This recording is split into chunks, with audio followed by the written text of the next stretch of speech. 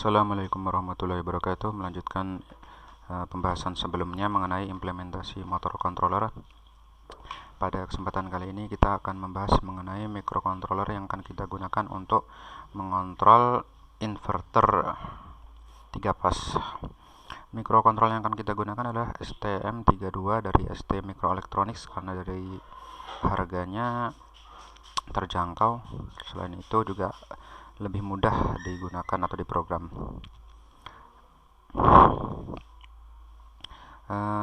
Biasanya kalau kita mau memprogram microcontroller, kita biasanya sering mengotak-atik register, dan ini sangat memerlukan pengetahuan yang mendalam mengenai microcontroller yang akan digunakan. Untuk ST Microelectronics ini untungnya mereka membuat semacam API atau Application Programming Interface yang disebut dengan HAL driver. HAL driver ini berada di upper layer. Maksudnya di upper layer kita bisa memprogramnya dengan gaya pemrograman tingkat tinggi tanpa kita harus memprogram low level sampai ke level register yang biasa disebut dengan bare metal programming. Di sini kita lihat ya, untuk HAL driver ini terdiri dari berbagai macam fungsi. Kita bisa ada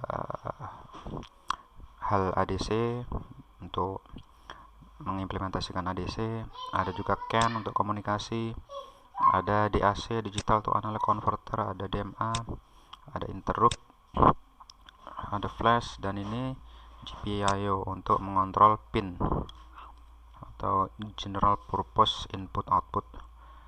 Di sini dibagi dari berbagai macam menjadi beberapa subbab. Contohnya di sini di 20.2.1 ada GPIO peripheral features, dan ini yang paling penting adalah ini poin 2.2. di sini how to use this driver. Di sini kita bisa melihat untuk menggunakan driver ini kita harus memanggil fungsi HAL RCC GPIO X clock enable. Ini macro function. Kemudian kita harus mengkonfigur GPIO pin dengan menggunakan HAL GPIO init. Kemudian ini dan seterusnya ya. Kita lihat ini cukup kompleks dan akan memperlambat kita untuk mengimplementasikan atau untuk melakukan hal sederhana saja sepertinya sangat rumit dengan menggunakan hal ini. Tetapi untungnya IDE atau IDE dari STM32 ini, STM32 Cube ID, bisa mengenerate kode-kode yang akan kita gunakan untuk mengimplementasikan apa yang akan kita gunakan dari microcontroller tersebut. Untuk itu langsung saja kita lihat di STM32 Cube ID. Ini adalah STM32 Cube ID yang merupakan IDE resmi dari ST Microelectronics untuk memprogram microcontroller STM32. Di sini untuk memulai project kita bisa pilih file, lalu pilih new, terus STM32 project.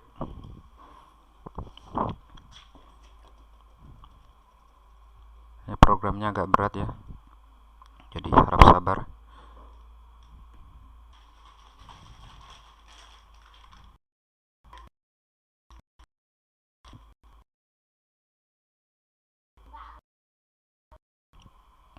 Di sini kita bisa memasukkan part number dari microcontroller yang akan kita gunakan. Kita akan menggunakan STM32F103C6. Biasa juga disebut dengan blue pill. Ini banyak dijual di Tokopedia dan Bukalapak online. Nah, di sini kita bisa lihat ada package LKF dan UFK. Ini hanya bungkusnya saja, jadi kita pilih ini LKF, kemudian next, beri nama project, namanya test, kemudian next. Ini kita bisa memilih firmware yang akan digunakan. Kita pilih yang terbaru versi 1.8.4. Kode generator options, copy only the necessary library files, finish.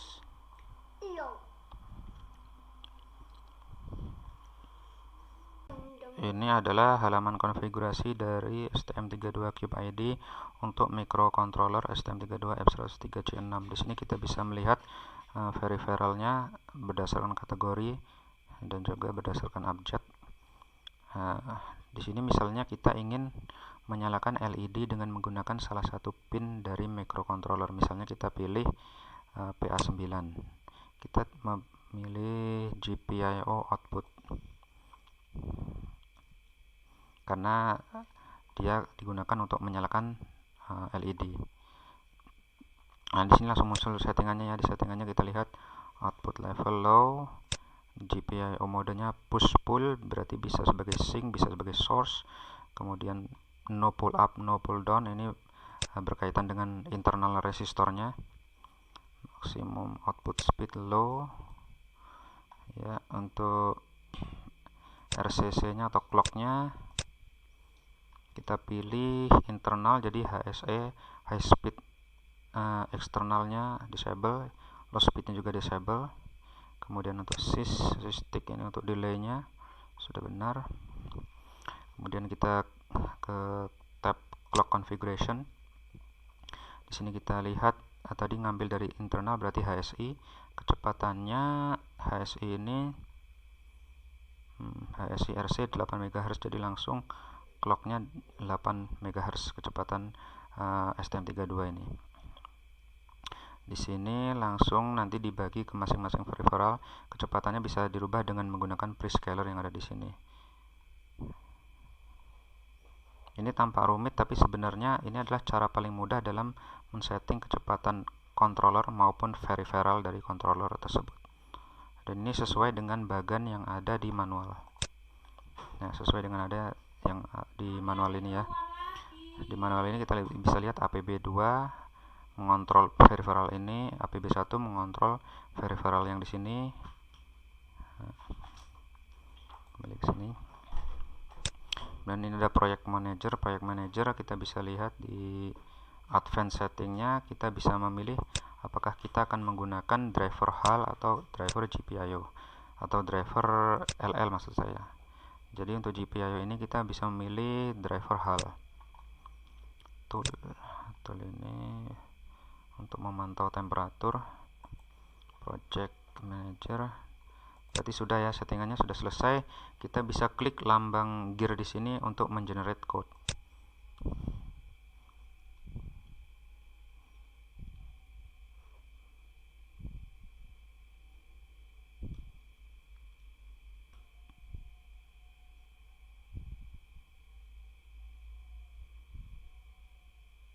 Ini adalah kode yang di-generate oleh STM32Cube ID sesuai dengan settingan yang kita lakukan di halaman konfigurasi sebelumnya. Di sini kita bisa lihat di halaman, maksud saya di file main.c.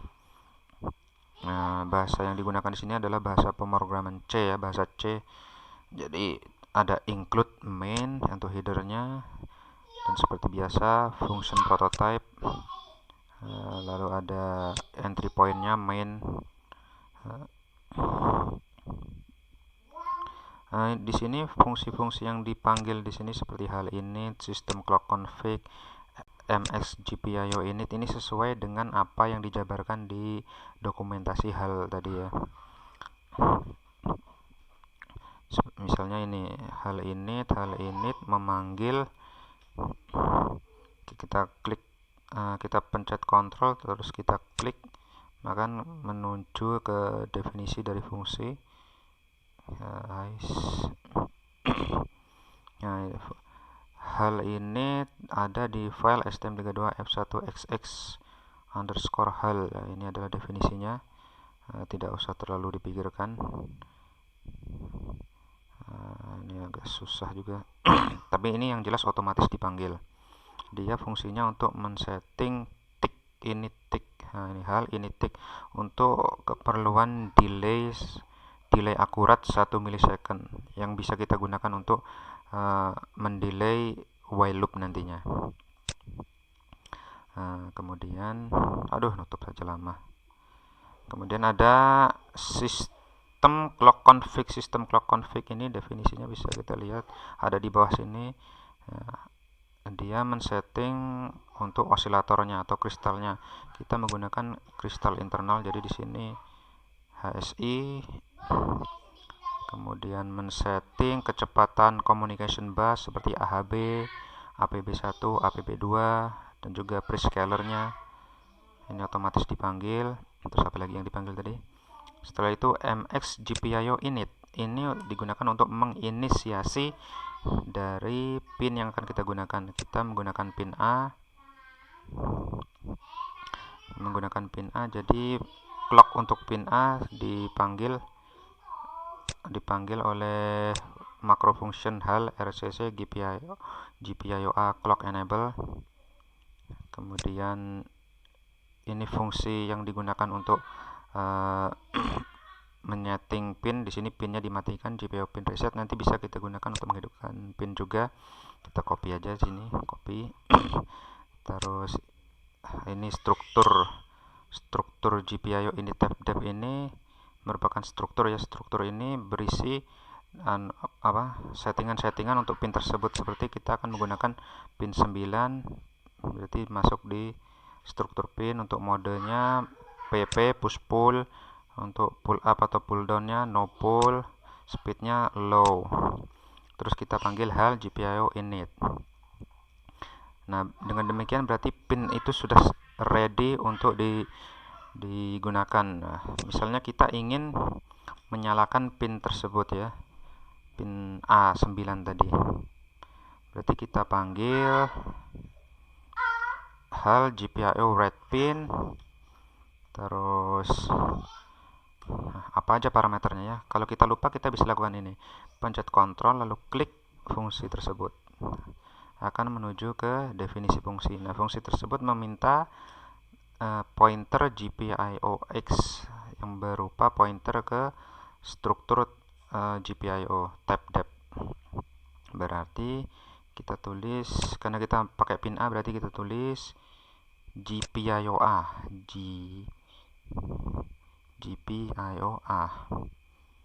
GPIO A. Ini tadi setahu saya sudah berupa struktur. Oh iya, GPIO A. Kemudian selanjutnya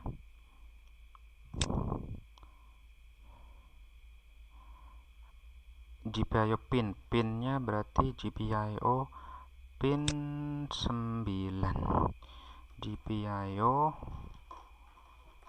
pin 9 karena kita menggunakan pin 9. Lalu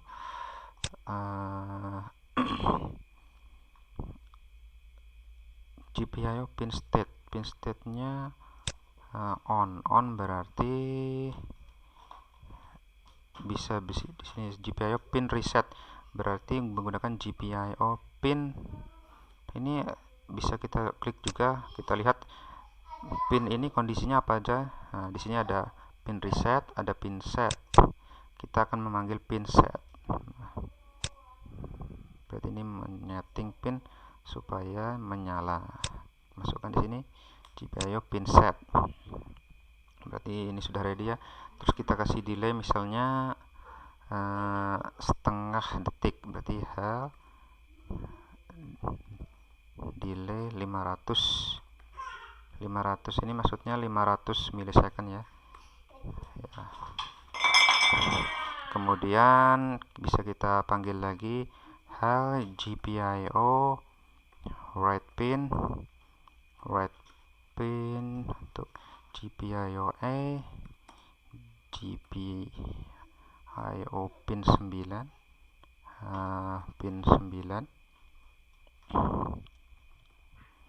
kita reset lagi GPIO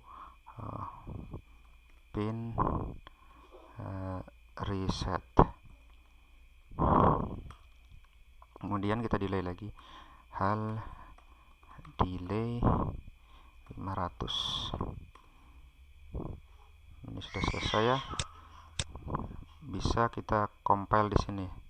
Tapi sebelum kita compile, karena kita akan mensimulasikan controller ini di Proteus, sebaiknya kita rubah settingan untuk GCC-nya di sini.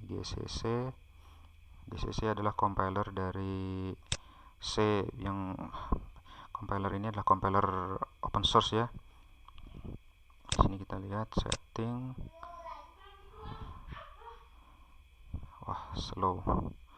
Kemudian di MCU post build outputs kita pilih convert to Intel hex file, centang di sini, terus apply and close. Oke, selesai, berarti tinggal kita compile. Klik di lambang hammer ini, klik.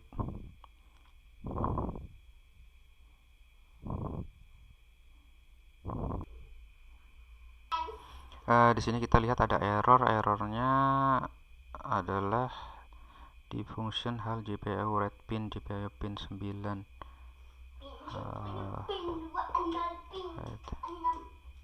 pin reset. Apa errornya ini ya?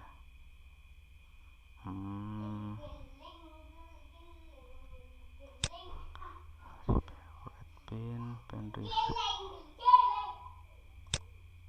Oh, ini menggunakan koma.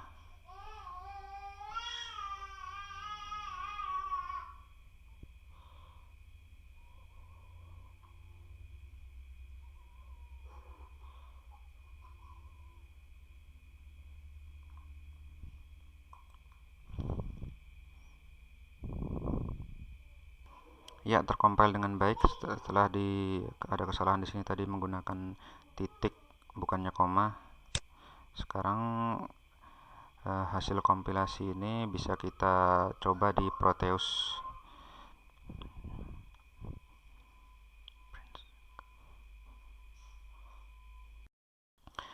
Setelah berhasil mengcompile dari STM32Cube ID, kita bisa mensimulasikan di Proteus. Di Proteus ini software untuk simulasi komponen elektronik ataupun sirkuit. Di sini kita telah menempatkan STM32F103C6. Untuk programnya bisa kita ambil di sini program file, kita pilih hex file yang dihasilkan oleh STM32Cube ID tadi. Klik di sini. Kemudian untuk kecepatan kristalnya kita pilih 8 MHz. Sebenarnya ini adalah kecepatan sys clock-nya ya, bukan kecepatan kristalnya. Karena keterangan di sini ini kurang tepat. Kemudian untuk pinnya di sini hidden pin. Untuk powernya kita pilih untuk pin VDD-nya VDD, VDDA-nya juga VDD. Untuk VSS-nya VSS dan VSSA-nya kita berikan VSS juga. Oke. Kemudian kita membuat rangkaian sederhana di sini. Untuk power rail-nya, untuk powernya kita configure di sini. Power rail-nya VDD ya. VDD-nya 3,3 volt untuk STM32. Input powernya untuk pinnya 3,3 volt. Oke. Kemudian LED-nya di sini 2,2 volts 20 mA, berarti untuk resistor ini 3,3 dikurangi 2,2 dibagi 20 dapatnya sekitar 110 ohm. Ya, kemudian kita sambungkan. Setelah itu tinggal kita simulasikan, klik di bawah sini.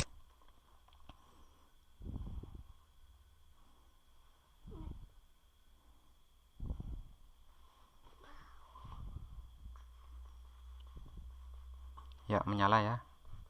Tapi ini waktunya tidak real time. Di STM-Cube ID kita telah menulis untuk delay selama setengah detik, tapi ini lebih dari setengah detik karena simulasinya tidak real time. Di sini bisa kita lihat ada keterangan simulation is not running in real time due to excessive CPU load.